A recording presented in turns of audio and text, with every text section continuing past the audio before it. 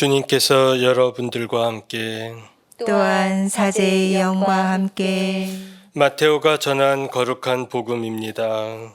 주님 영광 받으소서. 그때 예수님께서 제자들에게 말씀하셨다. 거룩한 것을 개들에게 주지 말고 너희의 진주를 돼지들 앞에 던지지 마라. 그것들이 발로 그것을 짓밟고 돌아서서 너희를 물어뜯을지도 모른다. 남이 너희에게 해주기를 바라는 그대로 너희도 남에게 해주어라. 이것이 율법과 예언서의 정신이다. 너희는 좁은 문으로 들어가라. 멸망으로 이끄는 문은 넓고 길도 널찍하여 그리로 들어가는 자들이 많다. 생명으로 이끄는 문은 얼마나 좁고 또 그 길은 얼마나 비좁은지 그리로 찾아드는 이들이 적다. 주님의 말씀입니다. 그리스도님 참미합니다. 오늘은 성 알루시오 군자가 수도자 기념일이며 민족의 화해와 일치를 위해 기도를 바치는 9일 기도 5번째 날입니다. 오늘의 기도 지향은 남과 북의 복음화를 위하여입니다. 지금은 분단되고 공산주의에 의해서 모든 종교 활동이 정지된 북한 지역은 한국 천주교의 역사에서 복음화의 통로라는 중요한 역할을 했던 곳이었습니다. 그럼에도 불구하고 본격적인 복음화로는 이어지지를 못했기에 조선시대 때 순교자도 많이 배출하지 못했습니다. 103위 성인 중에는 평양의 유정률 베드로와 황해도의 우세영 알렉시오 외에는 이북 출신이 없습니다. 그러나 뒤늦게 성 베네딕토회와 메리놀 전교회의 노력으로 타오른 복음화의 불길은 무섭게 타올라서 1940년대에 이르러서는 남한의 어느 지역보다도 더 모범적이고 활발한 모습을 보여주었던 것이 북한의 천주교였습니다. 제2차 바티칸 공의회 이후에야 평신도 사도직과 또 본격적인 활동들이 강조되고 대두되게 되는데 이미 1940년대 이전에 북한에서는 평신도들이 적극적으로 교회 활동에 참여했고 당시 평양교구 그 다음에 함흥교구 덕원 면속구를 관할하던 메리놀과 성 베네딕토회에서는 거의 모든 본당마다 학교를 세우고 평신도들을 양성하고 평신도 지도자들을 길렀고 평신도 선교사들을 양성했습니다. 그래서 대부분 외국인이었던 성직자들이 말과 사고방식의 큰 차이점에도 불구하고 효과적으로 복음을 전할 수 있었다고 합니다. 그러나 1942년, 43년에 걸쳐서 미국 메리놀 선교사들이 일본에 의해서 추방되고 교세가 다소 위축되는 듯 했지만 이어 또 연이어서 공산주의의 등장으로 인해서 교회가 더욱더 어려움에 처하게 되었습니다. 그러나 이미 평신도들로 구성된 탄탄한 조직과 또 여러 신자들의 굳은 믿음은 비록 성직자들의 체포와 처형으로 또 교회의 여러 시설들이 몰수당하고 또 모든 것들이 어려워지는 상황 속에서도 조금 더 흔들리지 않았습니다. 그리고 한국전쟁 때에는 또 수많은 신자들이 남한에서 더 적극적으로 활동을 이어가서 남한교회의 발전에도 큰 역할을 했습니다.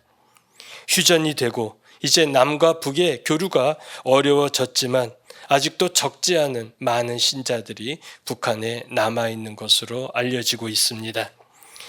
제1동포나 외국의 여러 경로를 통해서 우리가 듣게 되는 내부의 소식을 들어보면은 적지 않은 신자들이 아직도 여러 어려움 속에서 굳건히 신앙을 지켜나가고 있다고 합니다.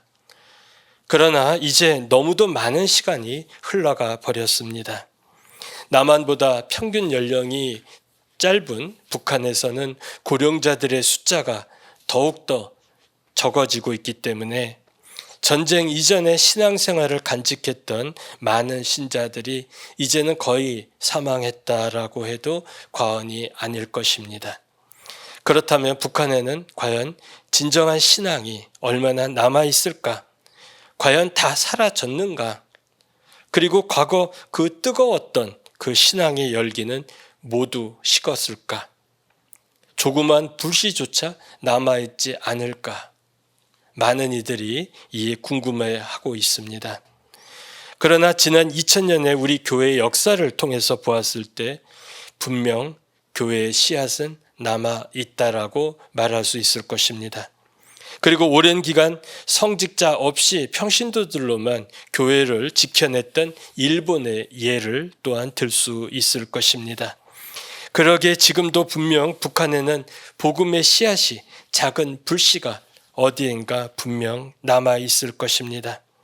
이 불씨를 다시 살려서 과거에 그 활발했던 북한 교회를 재건해야 될 의무와 책임이 우리 남한의 모든 천주교 신자들에게 있다 할 것입니다. 한때 개신교도 평양을 극동의 예루살렘이라 부를 정도로 선교가 활발히 이루어졌었고, 그리고 김일성도 어린 시절 어머니 손을 잡고 평양의 칠골 예배당을 다녔으며 그 외 종조부 강양욱도 평양의 장로교 목사였습니다. 그렇기 때문에 우리는 분명 천주교뿐만 아니라 모든 신앙인들의 그 뿌리가 어디인가 남아 있을 것이고, 이제 우리에게 진정 중요한 것은 그들을 어떻게 생각을 하고 그들을 잊지 않고 그들을 기억하느냐일 것입니다.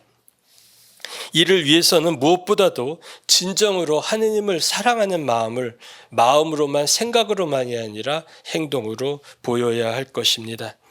예수님을 진정으로 사랑하는 것은 나 자신만을 생각하고 사랑하는 데 그침이 아니라 더 나아가 어려움 속에 있는 이웃을 생각하고 그들과 함께하는 데서 바로 시작된다는 것을 우리는 기억해야 할 것입니다.